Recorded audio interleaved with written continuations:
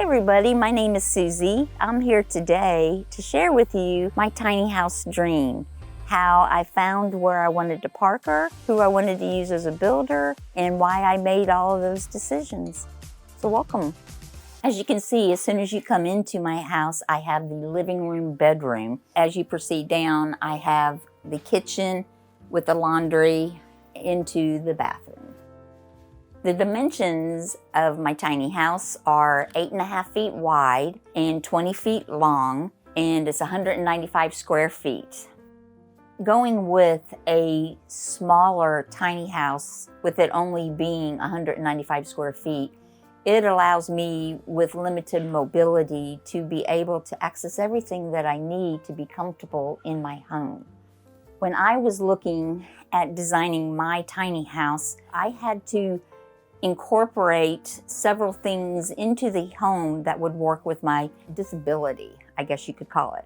And one thing is having just the day bed. The single level house allowed me to be able to not have to climb up into a loft, which I wouldn't have been able to do. This is made up as my couch right now, but at night I just take the covers off. I do leave the cushions because my kitty cat uses that to go up to her perch. I have what's called a green mattress, and it doesn't have any coils. And I chose that mattress because of breaking so many bones in my spine. Not having the coils allows me to be able to sleep a lot more comfortable. Storage and organization in a tiny house is challenging at some point. And just a piece of advice that I would give is really take a look at what you have and what you can do without. I had a huge walk-in closet and an 8-drawer dresser. I don't have that now. I have one drawer that runs the width of my bed that I have my clothes in, and I have a 10-inch closet. The clothes that I have now are ones that bring me joy, so to speak, and I just chose that. You choose wisely when you have less room. I had some friends help me hang these shelves. And these are just mementos that are important to me. I do like, while I'm not an avid reader, I do have books that are my favorite that have helped me in my healing and life journey that I like to keep and reference. When you go tiny, you have to diligently choose what's important and what has meaning so I can look at something and recall that good feeling that I have when I look at it. My advice to people is to just let it go. Everything's about becoming a better version of yourself. And a lot of times I think we want to hold on to people, places, things, objects that no longer serve us. And we just don't need it anymore. Just let it go. I have my television here. I'm not a big television watcher. I don't even have cable, but I do occasionally like to watch a Hallmark movie. And I have my office. I have a standing desk and I have a window right by it so I can look out and do my work. What does hosting in my tiny house look like? Well, I don't. When you live tiny, you entertain outside. So I have a picnic table. We can bring our chairs and we can sit outside. My tiny house space is my space. It's not for other people. So I currently live in Hidden River, which is a Sun RV outdoor park. Most of the people we entertain outside. People drive by on their golf carts and we chit chat. We drive around on the golf carts. We sit at picnic tables. That's our outdoor entertainment. If you are someone who enjoys having people in your space, you do have to take a look at the model of tiny house that you're creating and having built. You know, I have my bed and my couch right here, so you may want to just choose a different model. And that's the joy of having those choices. The biggest misconception that people have about tiny homes is that they are just a trailer or they're just a mobile home. And this is not. This is a literal home that they just put on a chassis. You know, it doesn't have the plywood walls. It has real blown insulation. It is a sound construction. How I went about creating this space into my home is I brought in color because I love color. And I can sit here on my bed. A lot of times my kitty cat, who's hiding from us right now, I can just sit next to her and we just are happy. I don't think I've ever been this happy as I am in this space. So I've been in my tiny house 5 years now, and I started my tiny house journey. I lived in Circle Pond, and it's a tiny house community. I found Circle Pond by just searching on the internet. There are spots for 12 tiny houses there. I enjoyed that because I learned how to live tiny. I decided that I wanted more, so to speak, community. So I started looking for another place to park her. I wanted to stay in the area that I'm in, which is the Tampa Bay area in Florida. And I found that Sun RV Outdoors Resorts allowed tiny houses. I moved 12 miles away from the tiny house community to the RV park. The biggest advice I can give you when you're looking for a place to park your tiny is get on social media and just search tiny house resorts, tiny house parking. Each state, each county within that state has different regulations. Now, a lot more places are being open to tiny houses, so you do have to do your own due diligence by just buckling down and doing some research. My tiny home cost $65,000. I did finance $39,000. And in 2020, there weren't a lot of banks that were looking to finance tiny houses. I did go with Liberty Bank. They are great people, they really are, and they were easy to work with, and they still are easy to work with. But I think as the tiny house community builds more, I think more and more banks will be open and it will be much easier. I do have a mortgage, I do have lot rent that I do pay. Between the two of those, I'm paying about $1,200 a month currently. Now I know a lot of people go, oh my God, that much to live in a tiny house, but I don't mind paying what I pay for lot rent for everything that I'm getting here. Community is everything, and it's very healing to be among other people, and it's worth it. What is great is once I do pay my mortgage off, you know, she's all mine. And that is a good feeling. And I can go anywhere. My tiny house has wheels. When I was deciding who I wanted to choose as a builder for my tiny home, I went with Cornerstone. They were here in Central Florida, and I went to their website, I went to their YouTube channel, and I looked at several of their houses that they built. They build sound homes. Because we are in Florida, we go through a lot of hurricanes, and you want to know that a storm's going to come by and you don't want your house to be tipping over, and you don't want it to be ripped off the trailer. And I felt comfortable after I met them and saw the structure of the houses that they built, and that's why I went with them. I love sharing my tiny house journey and decision. The easiest way to explain it is who I was, and I was someone who was very unwell at the time. If we go back to 2018, and I was not well. I had an undiagnosed disease. I was bedridden. I weighed 60 pounds. Every bone in my body broke. And my TV was stuck on tiny house shows. And so that's all I watched. And when I saw those shows, I saw such joy in people. I saw community. I just saw so many things, and I wanted that.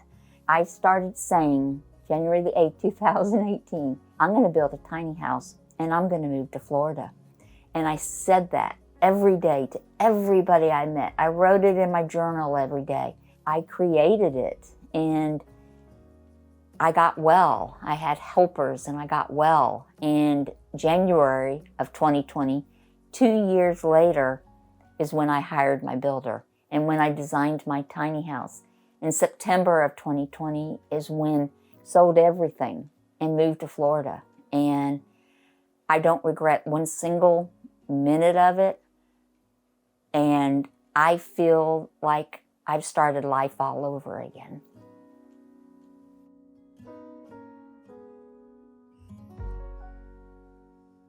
Welcome to my kitchen. When I designed this area, I went with the purple counters. As you can tell, I love purple. It fits my Berkey so I could have fresh, clean water. And this is probably my favorite drawer because it has all of my essential oils and my supplements in it. I have two other drawers, one that I have my office files in, and the other is house information that you may have. Underneath the double cabinet doors is where, you store your cleaning products, your trash receptacle, things like that. And on the other side, everyone has to have a junk drawer. So I do have one junk drawer. And then I have a drawer where I keep my kitty food. My sink I like. I tried different things, and right now I have like a little drying rack here. I have a little basin that I can put the water in to conserve water. And I have a little shelf on the other side where I can put my tea kettle. And the biggest feature that I love right here is my window. When you are doing dishes, it seems like a task, but having a window to look out. And again, I have little mementos that people have given me that I'm able to look, and everything that's here just sparks joy when I look at it. A lot of the tiny houses have smaller refrigerators. They also have smaller freezer spaces. And I food prep. When you food prep, you save money, you have nutritious meals already. So I went with a wider and longer and deeper freezer space. I decided to go with the Splendide all-in-one. So it washes and it dries. And right below it, I have a pull-out tray, and it has Avery's litter box. I enjoy cooking, and this is where the magic happens here.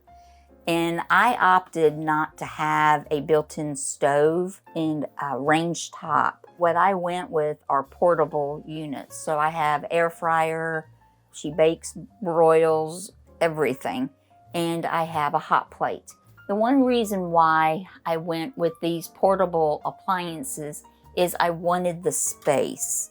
I did not want my house to be any bigger than what it is, but I needed the storage drawers for pots and pans and glassware and utensils and things like that. And if I would have had a built-in stove, I would have given up all of that space and all that storage. So having the portable works better for me. I actually cook more now than I ever have. I have gotten into eating for my health. So when you eat for your health, you want to know what you're preparing, what you're eating, what you're cooking, what's all the ingredients. And by doing it myself, I have control over all of that. So I love preparing meals. Storage in a tiny house, you need to just make it unique to your particular needs. I have like a 10-inch closet with a hanging rack, and I have room underneath to put like pocketbooks and shoes and things like that. And up above, I have 3 shelves that I can incorporate some of my business and some of my personal needs. When you come over to this cabinet, this is my food storage, and I have 3 drawers, and I did put it on a little sliding tray, so that allows me to have easy access to it. 2 lessons that I learned when I designed my house is, number 1, I went with white cabinets. And when you go with white cabinets, you need to wipe them down a lot. And the second lesson that I learned, I have a mini split. And so it is my AC and it is my heat. And you do need to be sure that you are servicing that yourself more than just changing the filter like you do when you're in your home.